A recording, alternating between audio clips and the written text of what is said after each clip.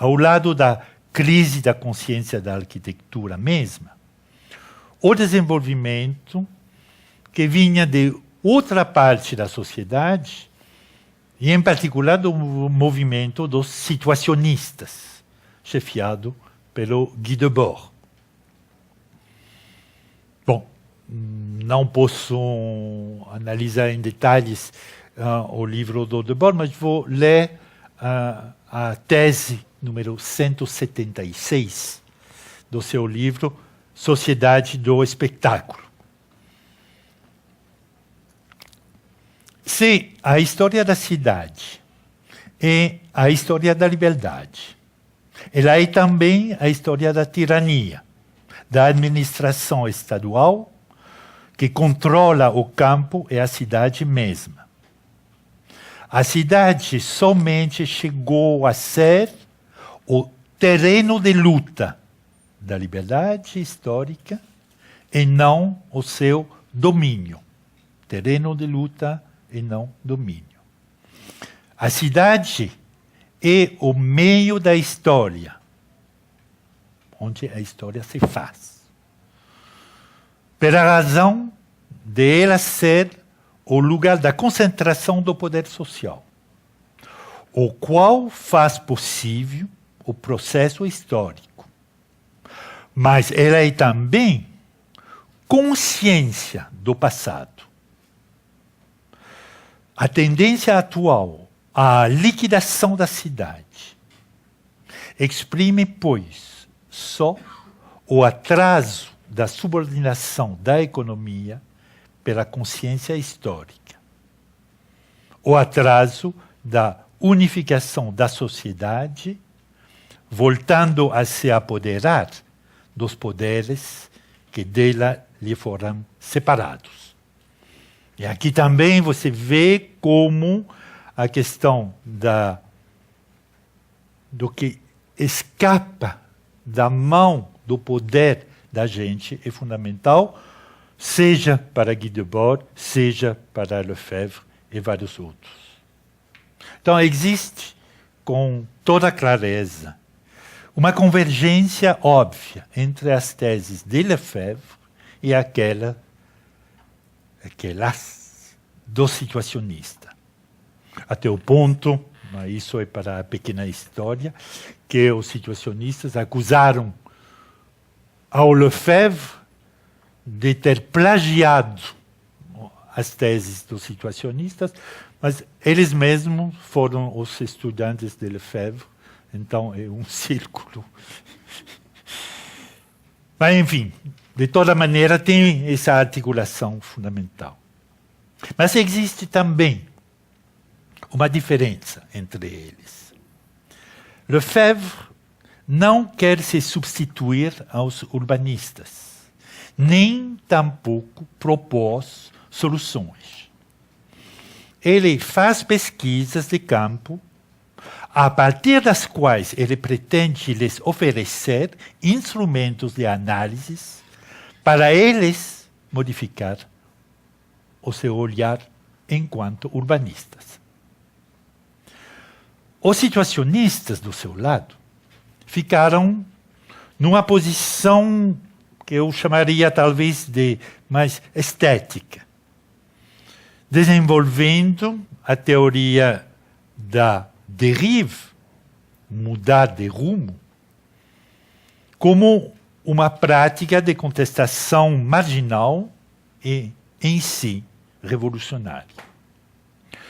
Mas temos que lembrar que o grupo situacionista era muito pequeno, bastante fechado, na verdade, nunca passou de 15, 20 membros. E dentro dos situacionistas, teve poucos arquitetos, mesmo se Debord tinha uma consciência da cidade, provavelmente, precisamente por ter sido tão perto do Lefebvre, tão bom leitor de Lefebvre. Teve um situacionista bem conhecido, que era arquiteto e pintor, o Constant, que também foi membro do grupo Cobra. E ele elaborou um projeto urbanístico, um projeto utópico, chamado Dérive-Ville. Bom, mais uma vez, com essa palavra dérive, né?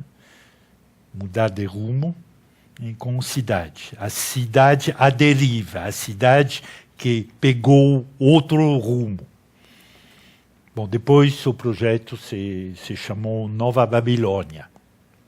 Mas esse projeto não passa de um sonho, um tipo de sonho utópico.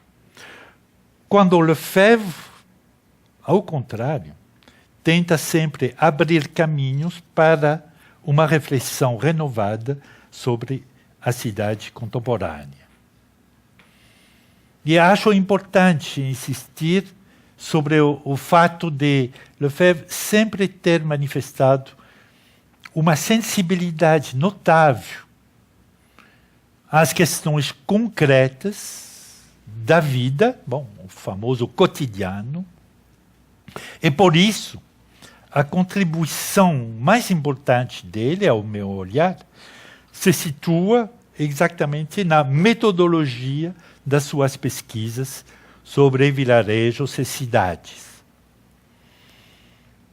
Bom, quando a utopia não se focaliza sobre lugares específicos, ela projeta um conceito geral. Nessa medida, seria interessante juntar a metodologia de Lefebvre, em particular o que ele chama de ritmo-análise, e os trabalhos que realizou Kevin Lynch. Bom, provavelmente os que se interessam para a arquitetura e o urbanismo conhecem o famoso livro de Kevin Lynch, The Image of the City, que é um livro publicado em 1960, traduzido na França no final dos anos 60. Os dois, Lefebvre e Lynch, reagem à abstração da nova vida urbana e tentam, a partir da análise do funcionamento concreto da rua, de pensar a vida urbana conforme o que o Lefebvre chama de ritmo-análise. No caso de Lefebvre, é uma análise da rua Rambuteau, onde ele morava em Paris. No caso de Lynch, você tem o livro What Time is This Place?, que analisa uma rua em Boston.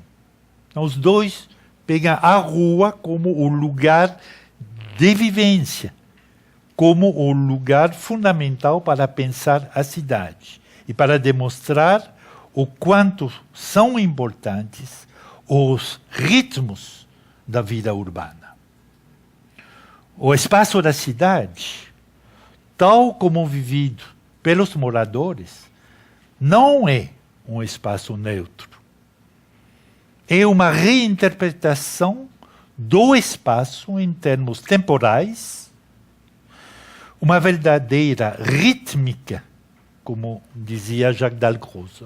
O conceito de rítmica foi elaborado ao começo do século XX por Jacques Dalcroze. A experiência da cidade não está limitada à simultaneidade do plano.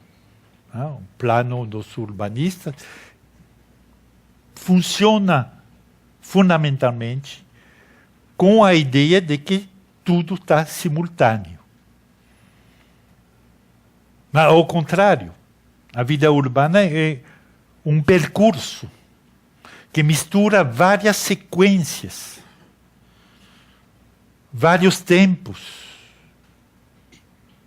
e, claro, vários espaços.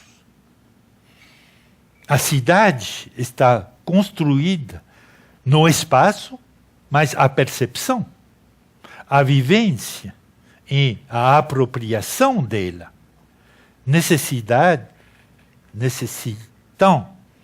um tempo longo, necessitam uma rotina, necessitam a acumulação de trajetos. Muitas vezes também uma negociação com experiências do passado, porque a cidade tem no seu corpo, como cidade, uma quantidade de experiências temporais do passado que se transformaram em situações espaciais, em monumentos, etc., etc. Então, o uso e a apropriação do espaço urbano está também uma negociação com outra gente. E implica a convergência do tempo presente com vários tempos da história. Então, por essa razão, a distinção feita por Lefebvre entre espaço percebido, concebido e vivido permite, ao meu olhar, uma concepção em 3 dimensões, a partir do corpo do morador da cidade, esse morador sendo a pedra de toque de toda análise. Bom, com isso, sem poder desenvolver mais, lamentavelmente, terminamos o exame das consequências do estruturalismo teórico no campo das artes e no campo da arquitetura. A próxima vez, que vai ser o último seminário, vamos ver como,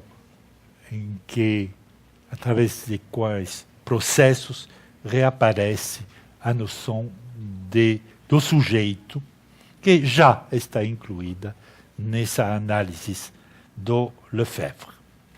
Muito obrigado e até a semana próxima.